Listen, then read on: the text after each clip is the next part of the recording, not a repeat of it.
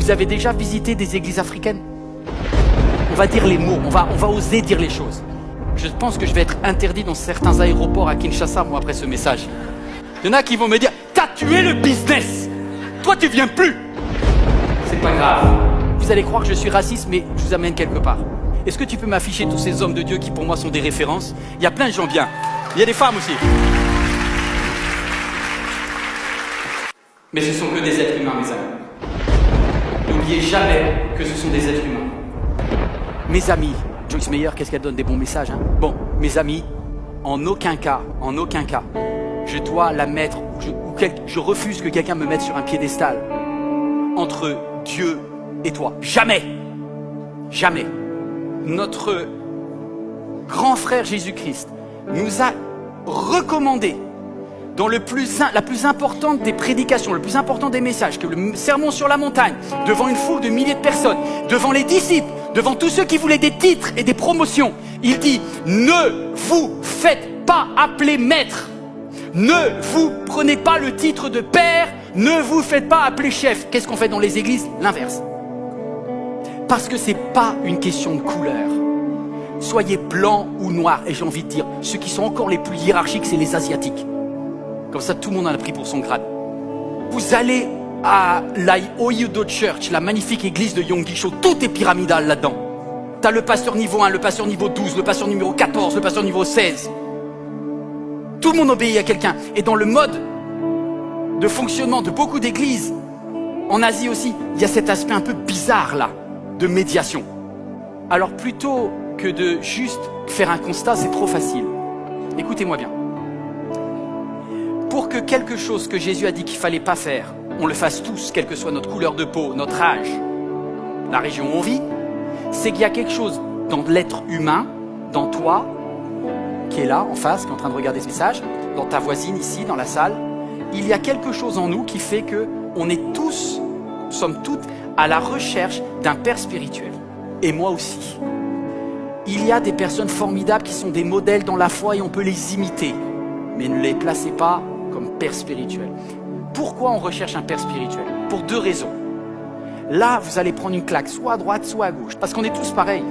On est tous des êtres humains et on est à la recherche de pères spirituels sur la terre et c'est une erreur.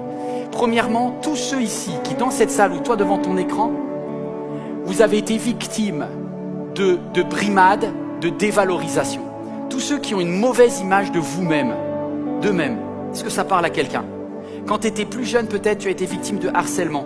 Peut-être ta mère n'a t'a jamais dit « je t'aime ». Tu as vécu dans un environnement avec une carence émotionnelle. Et je sais que je parle à quelqu'un en cet instant. Qu'est-ce qui se passe? Tu te sens comme un orphelin qui a besoin de protection pour échapper à ton environnement négatif. Et là, ça correspond à peu près à 50% des personnes qui regardent cette vidéo qui sont ici. Du coup, vous allez chercher, vas-y, affiche-moi un protecteur, une personne providentielle où tu te dis, elle, lui, est solide. Et quand je vais pas bien, cette personne-là va me protéger, va me donner la sécurité émotionnelle que je n'ai pas depuis mon enfance. Ok?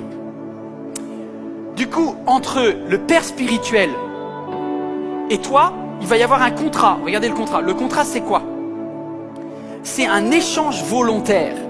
Le père spirituel va te dire, donne-moi ta liberté, obéis-moi, et tu ne souffriras plus. Fais ce que je te dis. Et tu éviteras d'avoir l'échec que tu as depuis que tu es petite, depuis que tu es petit. Et du coup, il y a une transaction où tu vas donner ta liberté, mais en même temps, tu vas te dégager de tes responsabilités en cas de souffrance. Qu'est-ce que ça donne? Ça donne des chrétiens qui, quand ça va mal, ont un seul réflexe. « Allô, papa ?» Tu restes un bébé spirituel. Tu as tout le temps besoin, parce que tu ne sais pas gérer, parce que ta souffrance, en fait, tu ne l'as pas corrigée, tu l'as juste essayé de la transférer. Alors du coup, cette personne-là, elle prend une autorité sur ta vie qui ne doit pas être cela.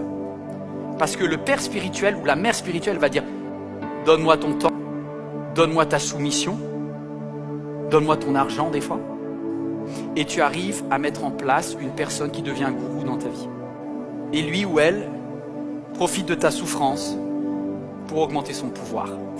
Le deuxième mécanisme, c'est celui-là. C'est lorsque non pas tu recherches de la protection, mais tu recherches une projection.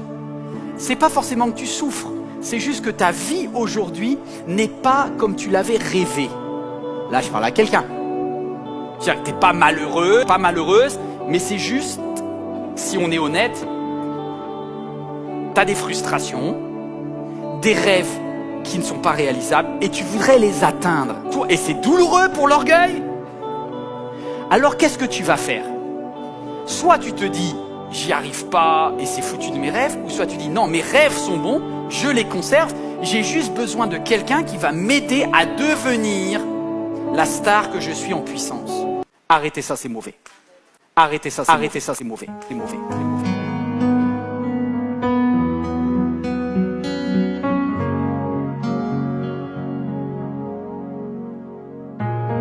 Seigneur, malgré les flots, papa. Si la vidéo t'a plu, n'oublie pas de liker, partager, commenter.